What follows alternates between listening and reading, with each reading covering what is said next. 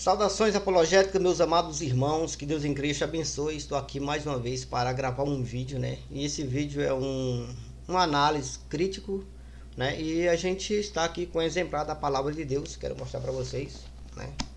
A nova Bíblia. E vendo alguns vídeos na internet, acabei encontrando esse senhor aqui que se diz ser evangélico, aliás, foi evangélico e estava se convertendo na Igreja Católica. Por isso ele estava dando conselho para as pessoas evangélicas que estavam voltando para a igreja católica. Ou seja, estava em um processo de convenção à Igreja Católica, voltando para a Igreja Católica. E ele colocou bem aí no título, como vocês estão vendo, os conflitos da mente de um evangélico no processo de convenção à Igreja Católica. É um título muito ousado, acho que ele tem muita coragem em gravar um título desse, né? Tendo em vista que eu acho que um verdadeiro cristão, crente em Jesus Cristo mesmo, ele nunca voltaria para a Igreja Católica, né? Até porque a Igreja Católica é uma seita e não faz sentido você estar convertido e voltar para uma seita. Então vamos para o vídeo, escute o que ele tem a dizer. Em suas palavras vocês vão deixar um comentário aí embaixo, tá bom? Vão curtir o vídeo e vão também compartilhar para o seu amigo, para o seu irmão, para a pessoa que está com dúvidas sobre este assunto. Veja só o que esse jovem diz. Olá, meus irmãos, que a paz do Senhor Jesus Cristo estejam com todos vocês. E hoje eu vou falar sobre um tema que eu acho muito importante, que é da parte psicológica de evangélicos que estão se convertendo ou querem se converter na Igreja de Jesus Cristo, que é a Igreja Católica. Olha só. E usando a lógica, usando a própria Bíblia, cheguei à conclusão do que é uma verdade, né? Que a Igreja de Jesus Cristo é a Igreja Católica. Então, Olha só, ele disse que usando a lógica, usando o raciocínio dele, a mente, né? Os pensamentos e tudo mais, chegou à conclusão que a Igreja Católica é a verdade e que é a Igreja de Jesus Cristo. Veja só que bizarro, né? Mas vamos quando mais você um pouco. tiver... Esse vídeo não vai caber, talvez eu faça mais vídeos abordando esse assunto, mas eu quero deixar aqui um ponto ou alguns pontos interessantes. Esse vídeo aqui eu não fiz nenhum roteiro, estou falando aqui espontaneamente. Mas uma das coisas que eu quero que você se lembre, quando você pensar em voltar para trás, Ó, é aquele versículo que a Igreja Católica mais usa e que é o que prova a Igreja, né? Bem conhecido de todos, que é Mateus 16:18. olha só, ele cita o versículo, né? Que é um versículo que a Igreja Católica mais usa, né? Que ele acha que na cabeça dos católicos é o versículo que afirma categoricamente que a Igreja Católica é a única igreja que Cristo deixou, ou seja, a igreja que Jesus fundou através de Pedro, né? E vamos lá pro Quando vídeo. você pensar em voltar atrás, lembre-se de Mateus 16:18. Tu és Pedro, e sobre esta pedra edificarei a minha igreja. Certo? Então, a gente vê que Cristo funda uma só igreja, é no singular. A partir de Pedro. Não fica se preocupando com esses detalhes de quem é a pedra.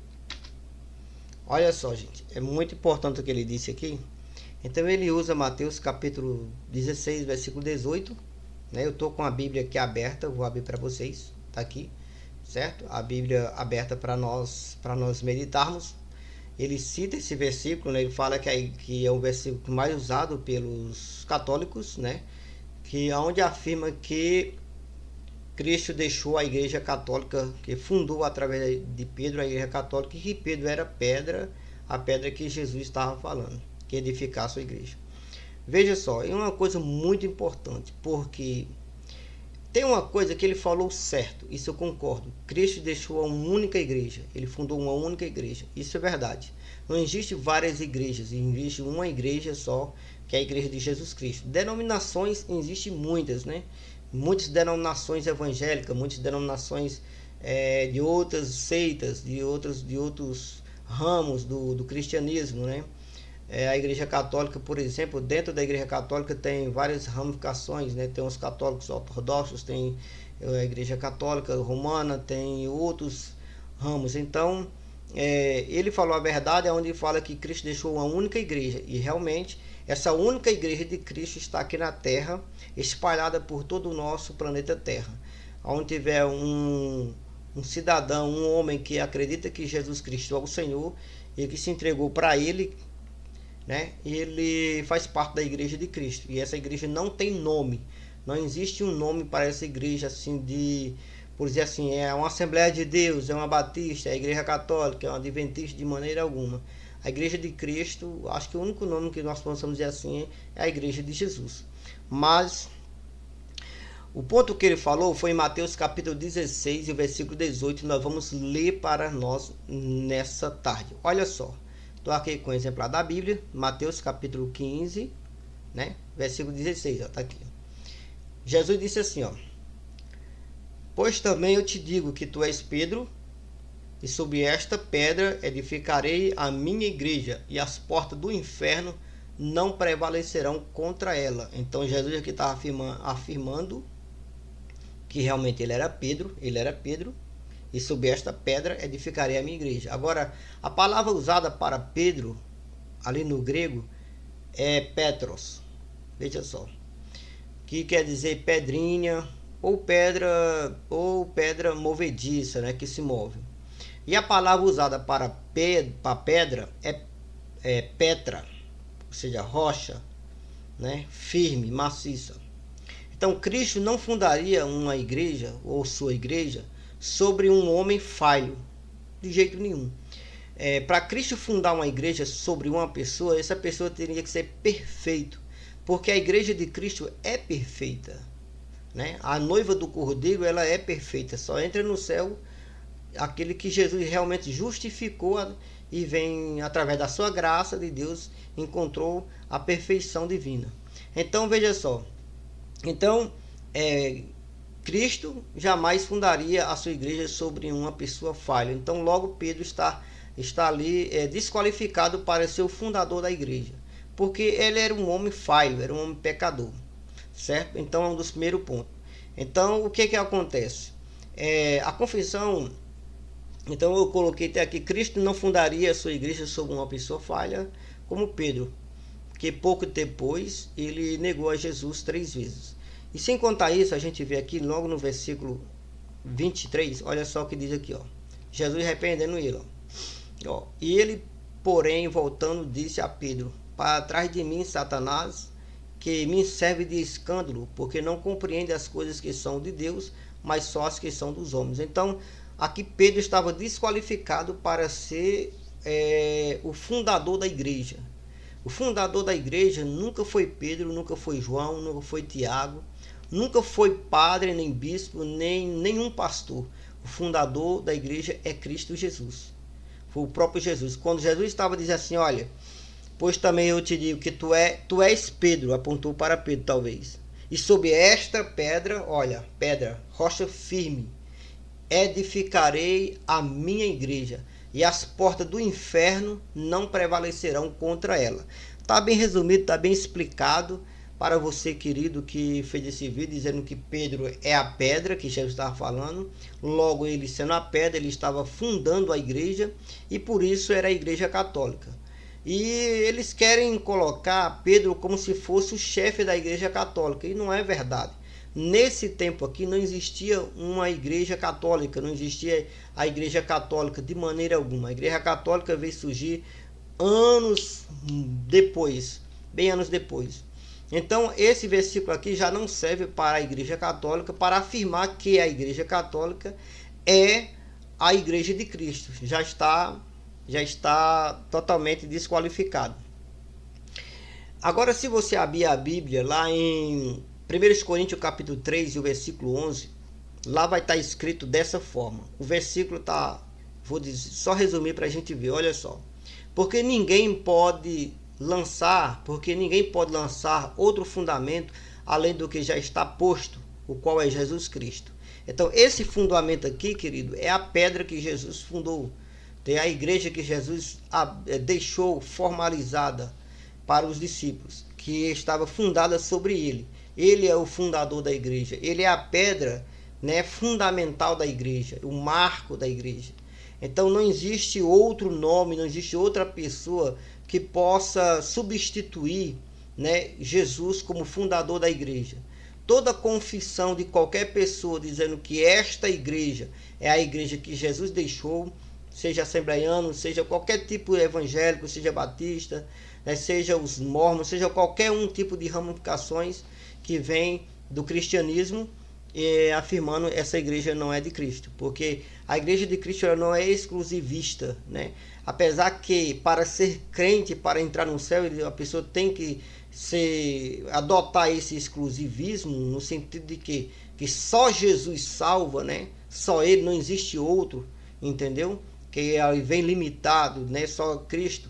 Mas a igreja em si, as denominações em si não podem ser inclusivistas. Então, aqui em 1 Coríntios, capítulo 3, versículo 11, já está falando que porque ninguém pode lançar outro fundamento além do que já está posto, que é Cristo Jesus. Aqui, ó, porque ninguém, vamos dar certinho, tá? Porque ninguém pode pôr outro fundamento além do que já está posto, né?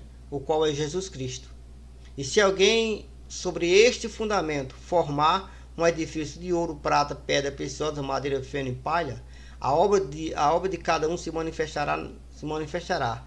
Na verdade, o dia o declarará, porque pelo fogo será descoberto e o fogo provará qual seja a obra de qualquer um. Então, ninguém pode colocar outro fundamento além do que Jesus já colocou.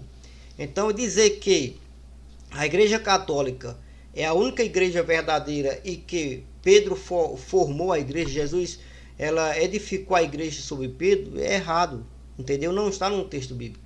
Se nós abrirmos a Bíblia se nós abrir a Bíblia em Efésios capítulo 2, o versículo 20, vai estar escrito: a igreja está edificada sobre o fundamento dos apóstolos e os profetas, sendo Cristo Jesus a pedra angular.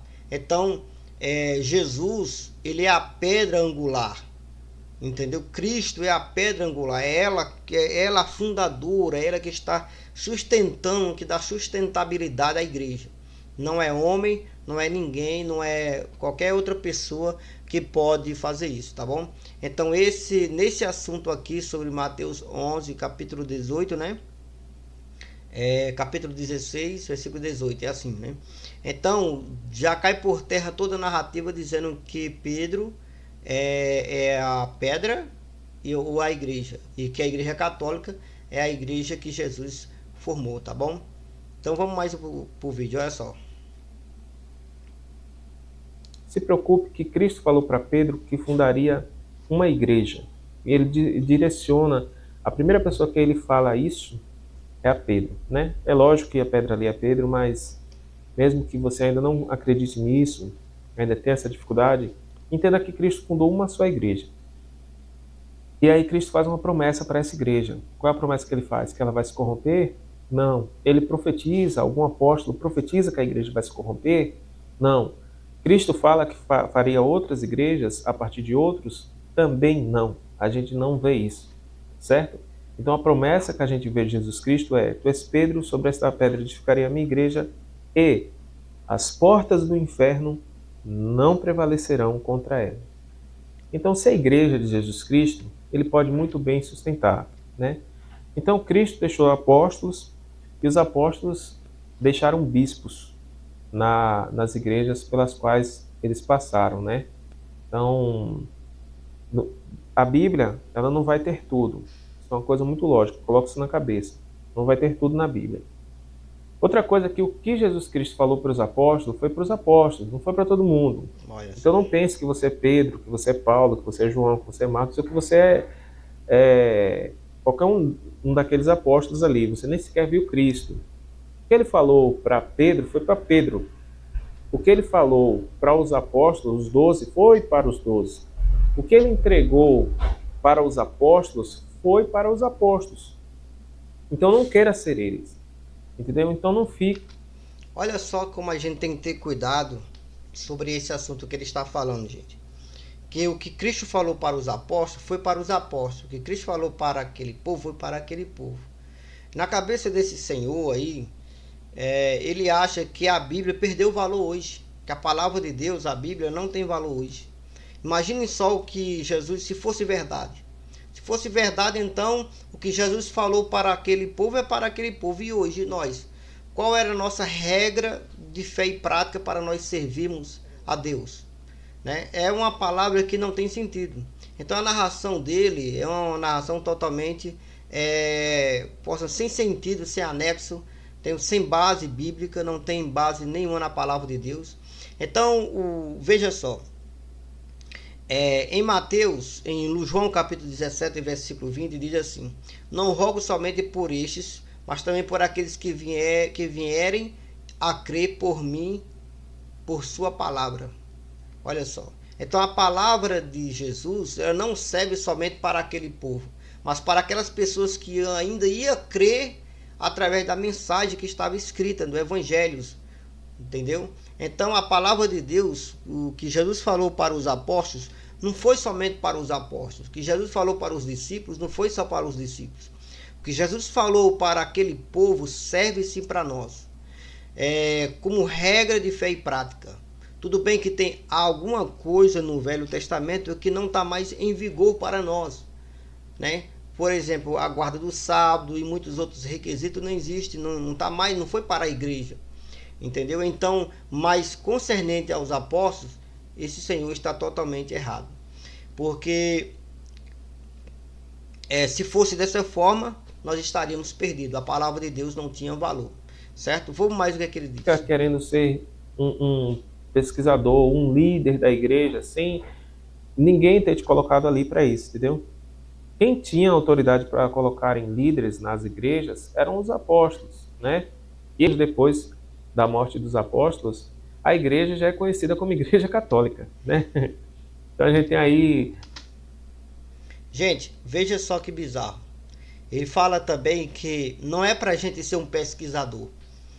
Ou seja, essas pessoas parece que elas não têm neurônio suficiente para entender que todo ser humano ele é livre para pensar e pesquisar o que ele quiser. Principalmente a palavra de Deus. A Bíblia diz, no termo sagrado, está escrito que erra o homem porque não conhece as escrituras e nem o poder de Deus. Então, quando a pessoa deixa de estudar a palavra de Deus, meditar nos evangelhos, pesquisar, ir a fundo, entendeu? Para a gente entendermos o que é necessário para nós seguirmos ali a prática do evangelho, se nós fosse se ausentar disso, nós estaríamos perdidos. Então, quando ele diz que nós não podemos pesquisar, nós temos que ter cuidado, que não precisa mais, ele está totalmente errado. Entendeu? Então, o que eu quero dizer para nós é que nós temos que ter muito cuidado. Porque dentro da internet e muitos lugares, tem muita gente dessa forma como esse rapaz aqui, que infelizmente ele apostatou da fé e está agora distorcendo o evangelho, querendo seguir a costumes e a algo que a Bíblia não diz, tá bom? Então vamos, para finalizar, vamos ver o que ele termina a dizer. Lá um documento, né? Então, suponhamos que João morreu no ano 100, nasce em Antioquia no ano 107, escreve essa carta. 7 anos depois, a Igreja de Jesus Cristo é chamada de Igreja Católica. Aí você me dizer que a igreja se corrompeu 7 anos depois da morte. Olha só o que ele diz, né?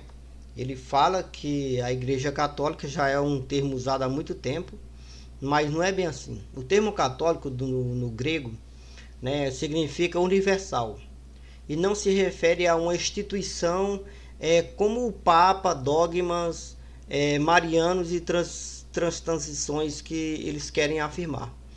Entendeu? Então, a Igreja Católica, significa universal, que tem em todo lugar.